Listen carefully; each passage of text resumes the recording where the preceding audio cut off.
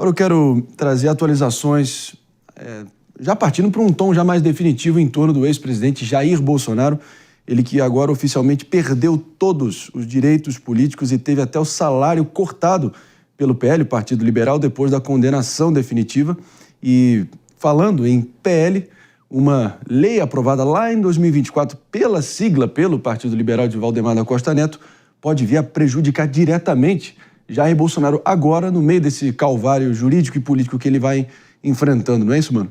Exato, não vai ter saidinha de Natal, né? Porque o que o PL aprovou foi justamente o fim da saidinha que beneficiaria os presos também por esse processo da tentativa de golpe de Estado. Então, na prática, Jair Bolsonaro não vai ter saidinha, né? Vai continuar preso. E do ponto de vista da interrupção de pagamentos de salário do PL, isso está relacionado com o fato de que parte da punição passa pela perda de direitos políticos. Então, o presidente Bolsonaro não pode exercer o cargo político de presidente de honra do PL e, com isso, deixa de poder receber o salário generoso que o partido pagava mensalmente para ele, né, de cerca de R$100 mil. Né?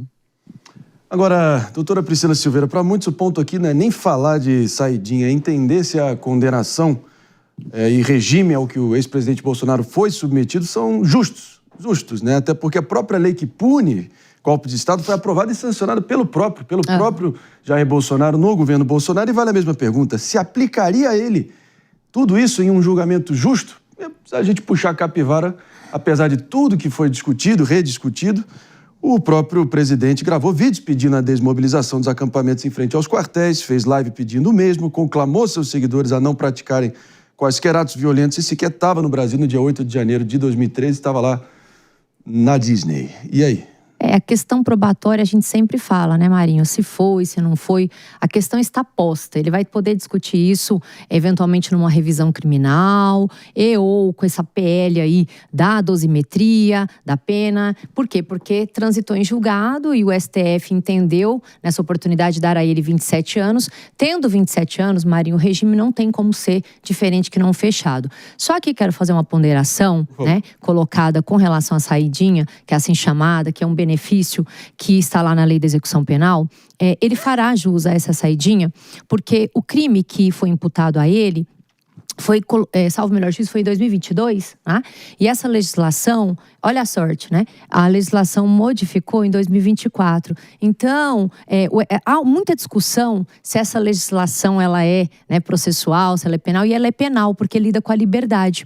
Então, o que isso acontece? Como prejudica, não retroage para alcançar fatos anteriores. Então, a linha de partida para que os benefícios na lei de execução penal existam é quando o crime foi praticado. Então, como o crime foi praticado em 2022, a execução da pena, ela segue esses moldes lá também no direito penal. O que isso quer dizer? Por mais que eles tenham tido e manifestado e mostrado que esses direitos na progressão, na saída temporária, devessem não mais existir, como não mais existem a partir de 2024, ele vai fazer jus desde que ele cumpra 1/6 da pena no regime semiaberto.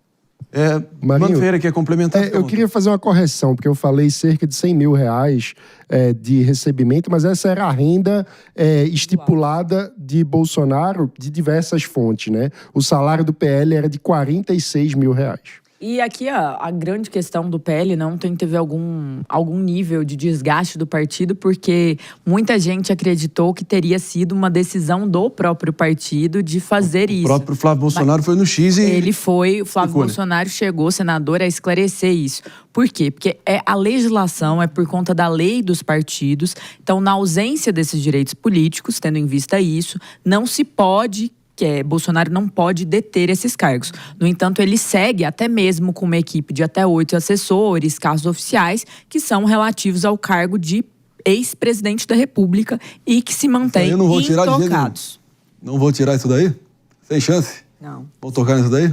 Não, isso não vão tirar, assim, até porque afetaria outros presidentes e os presidentes nunca sabem quando eles poderiam vir a ser presos. Agora, vai ter o julgamento militar, né? Sobre a perda de patente, doutora. Quando a pessoa é condenada, mano, lá no Código Penal, ele tem alguns efeitos dessa condenação. Então, são efeitos ali que a gente tem que explicar para nossa audiência, porque muitos se perguntam, mas tiraram os direitos políticos dele, é perseguição. Não, gente, aqui a gente está sendo bem técnico, tá? É tecnicidade. Lá no Código Penal, o efeito da condenação, um deles é a perda, né, do cargo, a perda dos direitos políticos e os direitos políticos aqui estendidos tanto para votar quanto para ser votado. Isso é bom a gente esclarecer, até porque a Jess colocou aqui que o partido necessariamente teve que tirar o que ele recebe. Agora, ele era capitão, né, salvo o melhor juízo. E foi pedido, então, como efeito dessa condenação, essa perda de patente que, muito embora esteja atrelada a um dos efeitos da condenação, ele não exerce, né? Então, ele não perderia a função, como aconteceu e vai acontecer com alguns outros condenados, mas ele vai ter que ter discutido na Justiça Militar, porque é uma esfera que tem regramento próprio, a perda dessa patente.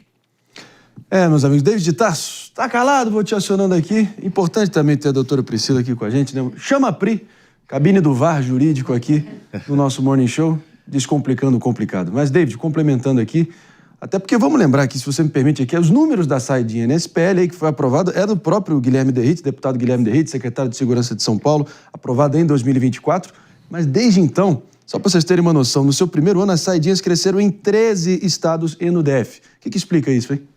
Agora é porque assim, a lei não pode retroagir em desfavor do réu, né? Então aqueles que foram condenados depois, como é o caso do ex-presidente Jair Bolsonaro, não vão contar com um benefício, mas cresceu também porque muitos progrediram de regime e aqueles que já estavam detidos e já sofreram condenações, eles podem ganhar as ruas nessa época de fim de ano que infelizmente todos acabam sofrendo, né? Mas uma coisa também que a gente tem que chamar a atenção é quanto ao estado de saúde do ex-presidente Jair Bolsonaro. Isso até foi citado pelo filho dele. E o irmão também agora. Exatamente.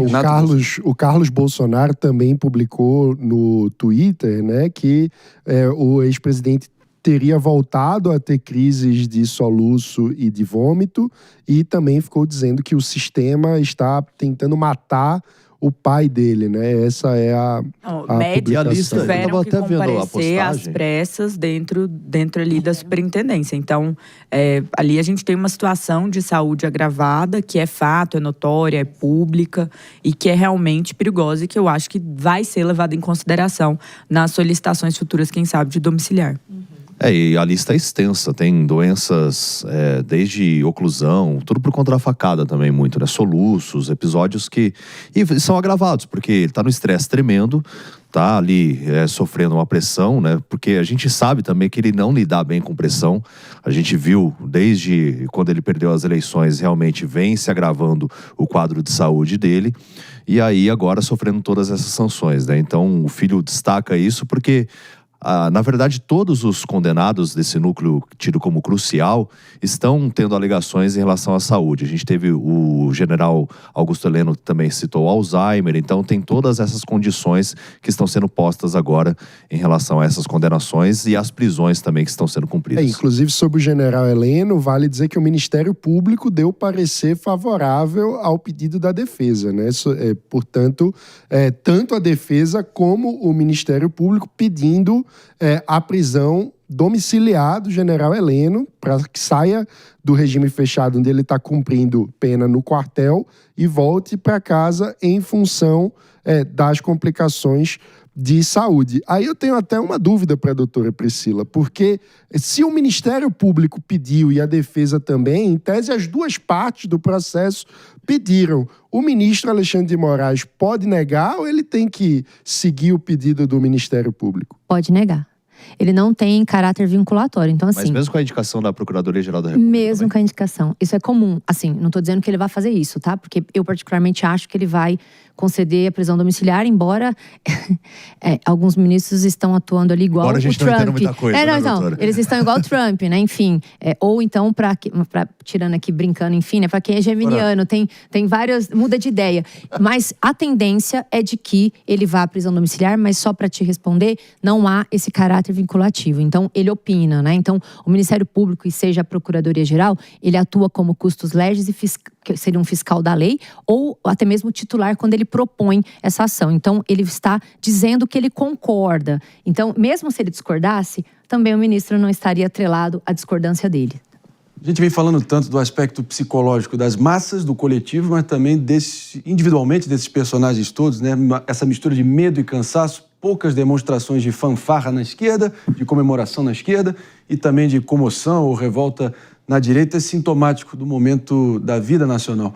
Agora, eu já conversei algumas vezes, Jesse Peixoto, com o doutor Roberto Calil, conhecido ali do Sírio-Libanês, um dos hospitais de ponta, conhecido como o médico dos presidentes, atendeu todos da redemocratização, menos o ex-presidente Bolsonaro.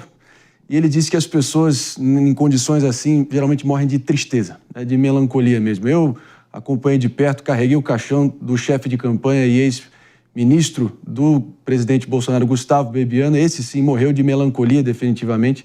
E como a tristeza vai corroendo e vai contagiando as pessoas ali no entorno de uma figura pública desse quilate.